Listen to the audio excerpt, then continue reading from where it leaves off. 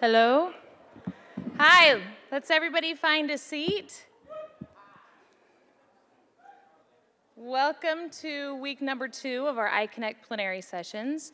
Today we're going to be talking about service learning and specifically the Center for Service Engagement.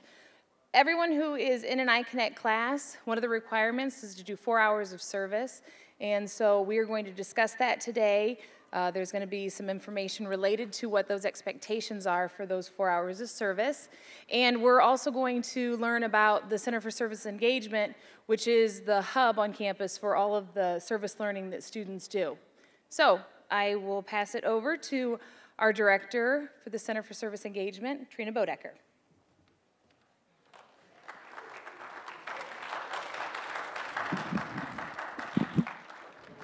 I'm not good at standing behind podiums. Let me just close this presentation. So a little bit about the Center for Service Engagement as we get started here. This office started on campus exactly 3 years ago, well, 2 years ago and 5 days, September 1st of 2010. And the Center for Service Engagement was created because we are a campus who are about service. So we're going to talk about service learning today for your iConnect class, but I'm talking to you as a student starting your career here at the university about all the ways that you can be involved in our community, in part because it is such an important lesson for us all to learn how to be a good global citizen, and we'll talk about ways you can do that here. We know that service is integral to USF's mission and values. If you look on the home page, you'll see our mission statement includes service is the last part of it, and it's also part of our 5 Franciscan values.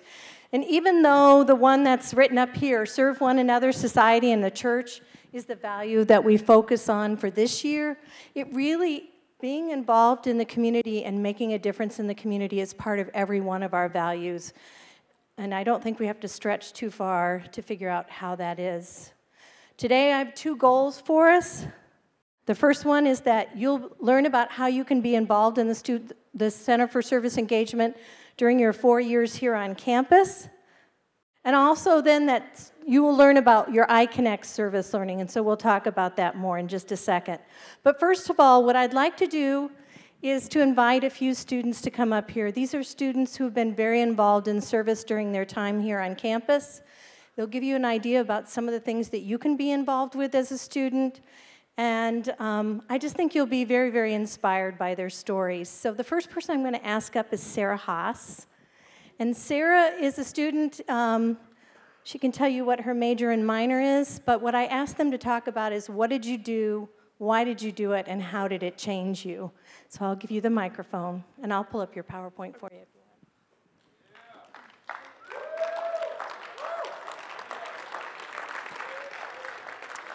want. Okay, my name is Sarah Haas. I am a junior social work major with a minor in child welfare and advocacy.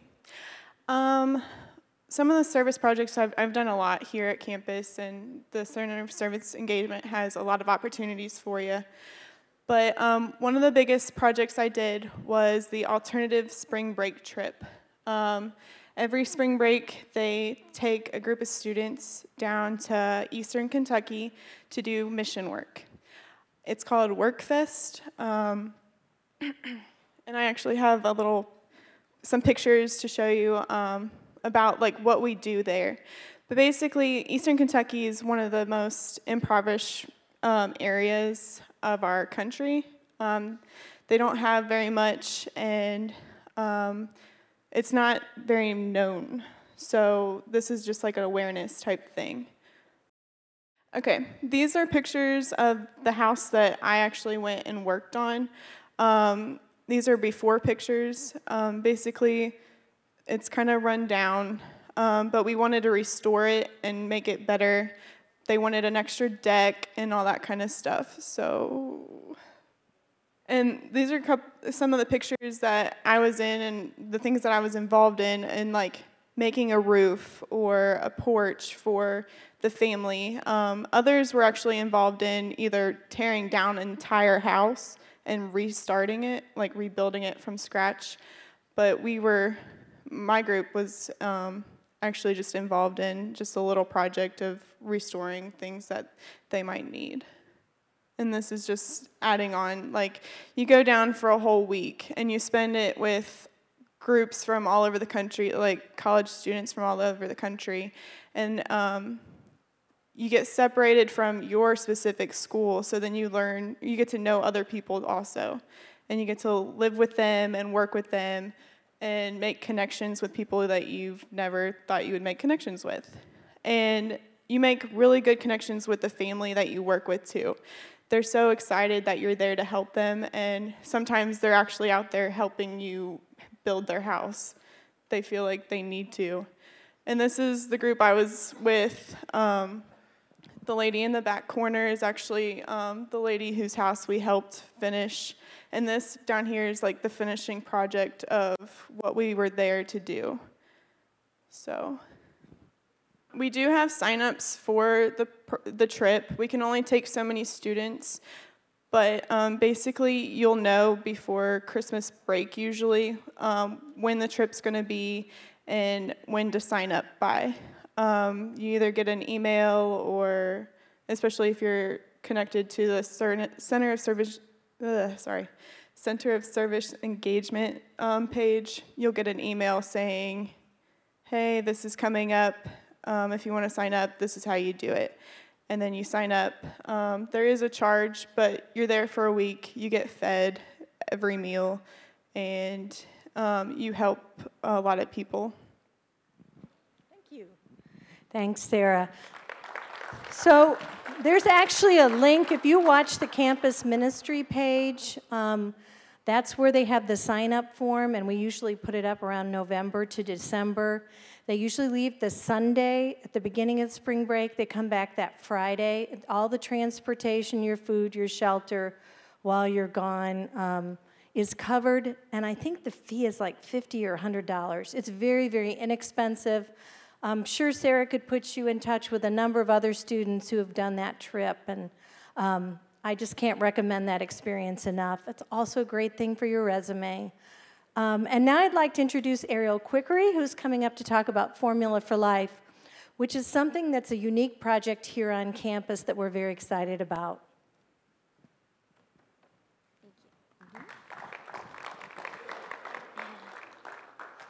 Hello, my name is Ariel Quickery. I'm a senior at USF.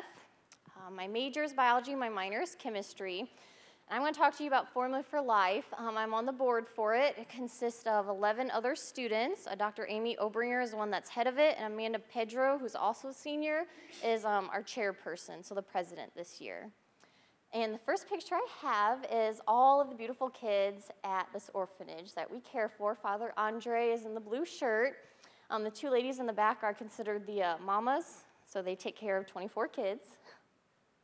For all of you guys that don't know what Haiti looks like, here it is. It's south of Florida and then even souther of Cuba. So that's Haiti right there. Plaisance is where Father Andre's orphanage is. It's kind of like dead center. Okay, what started it was a student who's a former USF graduate. Her name's Courtney Shepard. She's actually in her second year of medical school right now.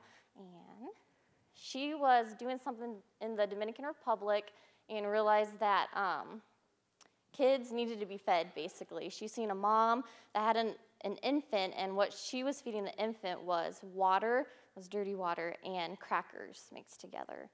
So I don't know if you guys heard, but we get a lot of publicity from this, basically from news channels and radio stations. About every April, we do a 5K run. And this is how we feed 24 kids. First year we did it, we raised about $2,000. This year we raised $11,000. So $11,000 what we did just last April. We had over 400 people registered. That's amazing. So we do that. This year the date that we actually chose was April 14th. As of now, mark your calendars, do the race, support. There's a registration fee, I think it's $12, but you get a really cool t-shirt and you help feed the kids. This is the starting line. It's really competitive too. This is more of the day of registration. It was very crowded. We provide food. We get catered in from Jimmy John's, Olive Garden. A lot of teachers here participate and their families. It's a teacher in the business department. Okay, Linda Tiemann. Oh, I love her. Okay, she's the one that will take, about every December and May, you have an opportunity to tag along to Haiti. She's the one that takes us. She's been there over 55 times. She goes a lot. She's really supportive. In Haiti, they refer to her as Mama Linda because she takes care of them like a mother would. And this picture right here I just think was astounding. That was Cité Soleil. It's considered the slum of Haiti. You literally walk on top of garbage. There's, places to use the restrooms. In this little amount of time, I can't tell you how underdeveloped Haiti is, but that's just a picture of how there's what we would call tents. It's actually their homes, and all of that trash piled up. Okay, another cool event we did last year was Bill Nathan. We flew him in from Haiti to come talk to us. He helps run another orphanage, and he was called a Rescovich, which is a child slave. He came here to tell us his story. He drummed for us. He is amazing. One of our students here made front page of Journal Gazette because he was teaching her how to drum. This is an article on him, and he's just a really amazing person. We're glad that we could have him here last year. We're hoping to get him here this year again. Okay, now I have some personal stories. Baby Michelle, she's adorable. Okay, she is now 7 months old, and the last trip down in May, I guess she was still, a 7-month-old baby should at least be able to hold their head up. All she still kind of does is lay there. Anybody that donated last year helped feed her. It was our formula that we emergency shipped over there to help feed her. It's the newest addition to the orphanage. And that's Amanda Pedro. Oh, she was the president. They actually gave him a $7,500 check and boxes full of formula and other box food for the kids. These are just some fun pictures when we were there. The one in the middle, that's Dr. Amy Obringer. She's the one that's kind of head of it. She went this first year, and she loved it. Like, she's already planning her next trip. I love this picture right here. It's kind of my favorite. That's Nate James. He is now in medical school, too. And one thing that the kids love there is, I guess, facial hair. So, like, all the kids did was rub his face the whole time we were there. It was really cute. So, yeah. Okay. Okay, here is one of the first kids that Father Andre will always talk to you about first. She was, her name's Jaylyn, and she was she was found behind a church garden, and she was 1 year old, I think. She only weighed 5 pounds. Now, if anybody knows about babies, when they're born, a healthy weight for a baby is 7 pounds, a newborn. She was 5 pounds at the age of 1 year. So it was our formula, once again, that now made her all fat and cute out there. So she's healthy. Okay, now this is an even more update about this group I'm going to give you guys. Right now, he basically lives in an apartment. What we're doing right now is Formula for Life. So we're trying to raise $50,000 to help him start building his orphanage. This is the land that he bought himself, about 15 acres. Right now he lives inner city. There's no place for the kids to play. It's kind of more dangerous inner city. He wants to move him out here where he can garden, start a tilapia farm. That's kind of a blueprint of what it should look at. It's really amazing. They're going to have their own church, their own school, and it's going to almost double. They're going to be able to hold 40 kids. So recently, Father Andre, we found out, has been having to turn kids away because it's not like we don't raise enough money, but there's only so many kids. Right now, these kids are split between 2 rooms to sleep in, so it's kind of sad. Like, the boys and girls are all shoved in bunk beds, not a lot of space. So that's the new printout of it. That's what we're doing right now around campus. Facebook groups are being sent out like crazy to help us raise money for that. And here's some interesting facts.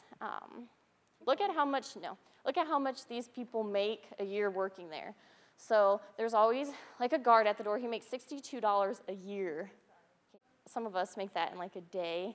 The mothers, the caregivers, there's 3 of them. They make $75 a year to care for these kids. So really a year, all it takes to run this orphanage is about $600, which is wow, but they make do with what they have, the bare minimum, as you can see.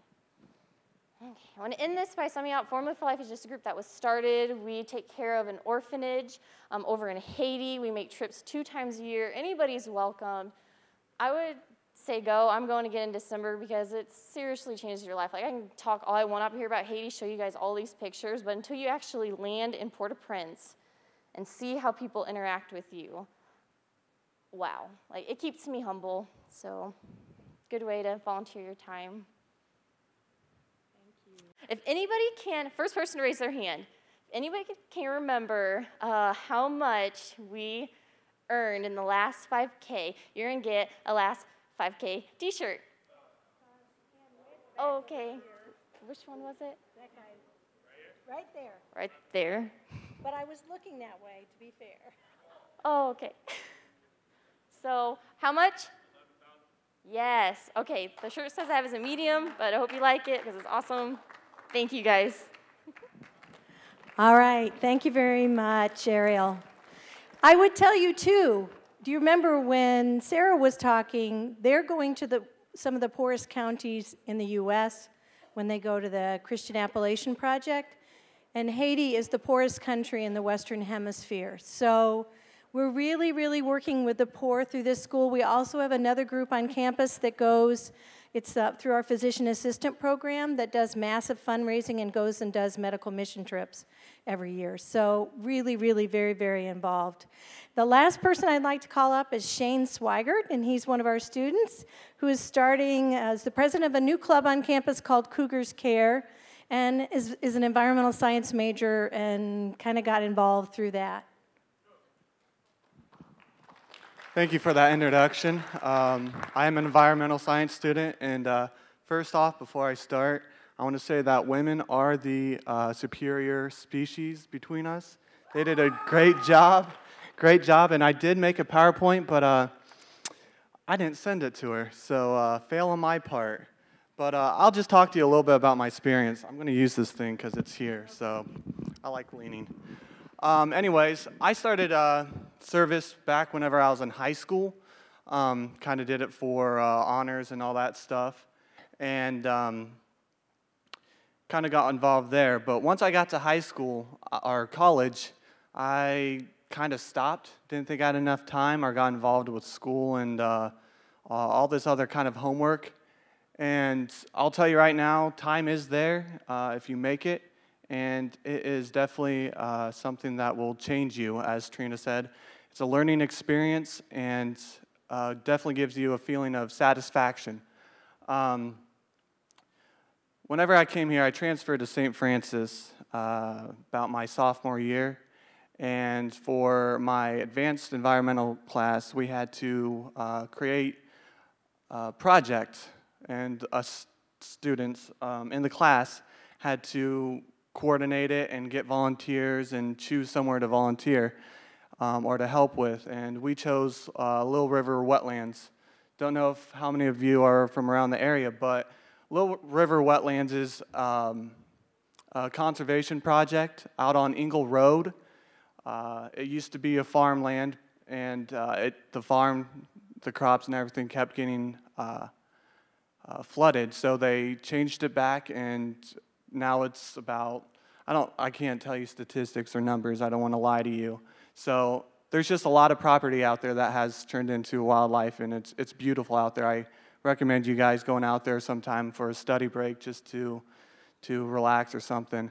But we went out there last spring and did some spring cleanup. We picked up trash and planted trees for the second project that we did. We had about over 50 volunteers, students and community members that we alone kind of recruited, but we planted about 1,300 trees whenever we planted the trees, and I don't know if you guys can do numbers, but that's quite a bit. And from that experience, it led to my strong desire to start this club. Like Trina said, Cougars Care. Met up with Trina last spring, about the end of it, and asked her, can we make a club for students alone? Service engagement, as she already kind of talked about, is an opportunity for everyone to do volunteer.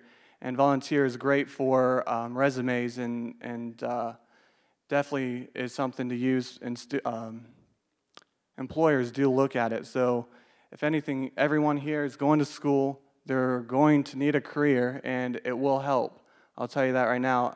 Did an internship, and I asked my employer, what is something that you guys look at, so that way I can look on or kind of start strengthening my weaknesses.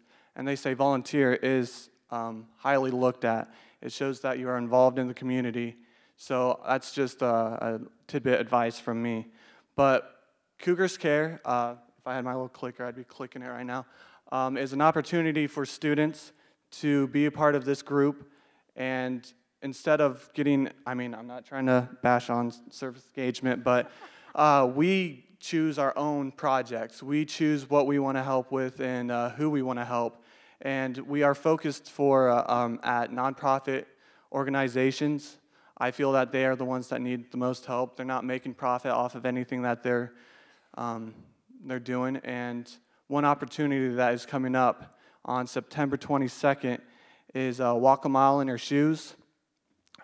This opportunity this event is to support women who have been sexually assaulted or gender-based violence, and it's part of Women's Bureau. I highly encourage everyone to maybe think about it. And I do have flyers. They are out on the center table out there. Guys, this is an opportunity for you to wear high heels and not be considered as cross-dressers. So, I mean, unless that's something you like doing, but don't make that public, all right? So, again, if you're interested, it's out on the table, and email me. We need a team of at least 10 students, and there is a fee, but it does go for a good cause.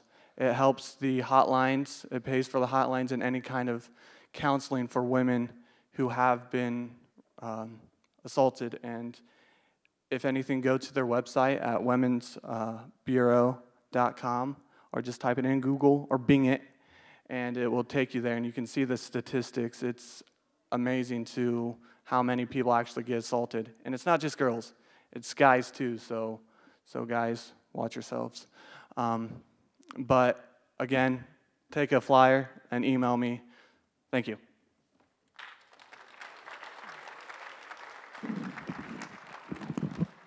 Thanks, Shane. And yes, we are putting together an employee team as well. The high heels, by the way, are optional. You don't have to wear high heels, and it is men and women who are affected by domestic violence, not just men. Another thing coming up, in about a week, you're going to start to see these big canisters all around campus. Every year, USF does a massive food drive for Community Harvest Food Bank. It lasts for about 8 weeks. And our goal is to raise 100 pounds of food for each person on this campus. So I hope you will consider donating food, canned goods, rice, meat, canned meat, beans, those kinds of things. That's coming up. And we also have MLK Day of Service that happens in the second semester in January, a week after we get back. And that's all kinds of opportunities to do fun service projects in the community with small groups, faculty and students and staff all working together. Now a little bit about your iConnect experience. Last year was the first year that we had 4 hours of service as a required component of iConnect. And last year we focused on immigrants and refugees, in part because the students in last year's iConnect class read a book called Zaytun, which is about a Syrian gentleman who had relocated to the U.S.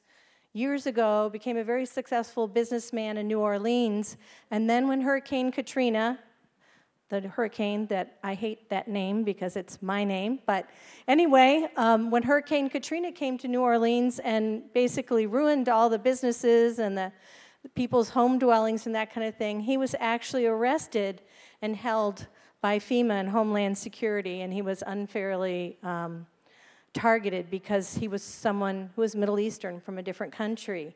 So the students read that book, and we have a population in Fort Wayne that also has had some issues with the community, and that's the Burmese population. We're one of the largest Burmese communities outside of Burma, believe it or not, is Fort Wayne, Indiana. And last year we did some work focusing on immigrants and refugees who lived in apartment complexes. We did some community garden work with them too. I was going to show you a brief clip of that.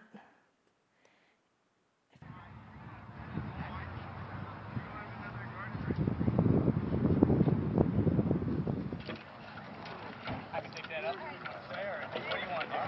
Okay, I'll go. Deb and I am Trina, are both employed at University of St. Francis. And at St. Francis, service is one of our values, and everybody on campus tries to serve as much as they can when they can. So as employees, we definitely want to serve as role models for the students. So whenever there's opportunities, we love to come out. And today, you can't imagine better weather, especially in late October, to have a day of gardening service and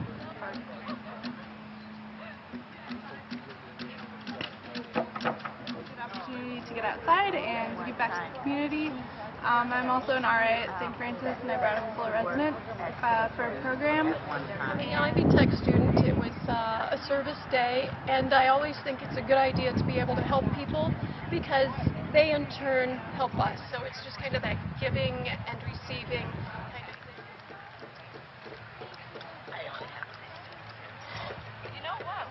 Service just because it's like great for the community, helping guys out, looking at everybody just working, having a good time, and it's just like a beautiful day out here. Who wouldn't work in this kind of weather? Like I'm a guy. Ready?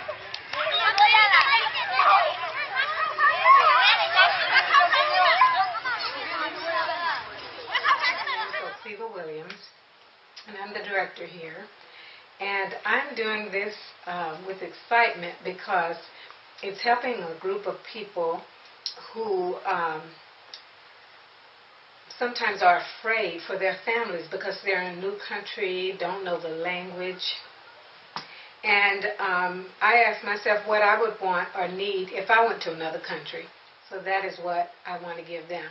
It would be safety. Want them to feel safe in their new homes, and help them to understand that people in Fort Wayne do want to help them to learn the language, help them to keep their families safe, learn the American way without ending their culture, but we want them to be comfortable in their new homes. So I'm just here to just be that light, part of that light for Fort Wayne. Go. All right, well, I'm here serving with a bunch of little kids, as you can see. I'm actually being used as a human jungle gym, and it's kind of fun, except I got my kicks dirty. But that's no big deal, because we're doing it for the good of these kids, and they're all really pretty cool, except for when they're jumping on you. Working on painting some edges? Yeah, well, we did all this green, and then we're finishing up as much of the white as we can without ladders. Wonderful. And what we've been doing today is painting this apartment 2 different colors, making sure that, you know, everything's kind of cleaned up and looks brand new for them. Okay, now what else does that part have? I've just been playing with a girl named Hijita today. She's really adorable. We made masks, and she cut me out a bunch of flowers and folded me a bunch of cool stuff.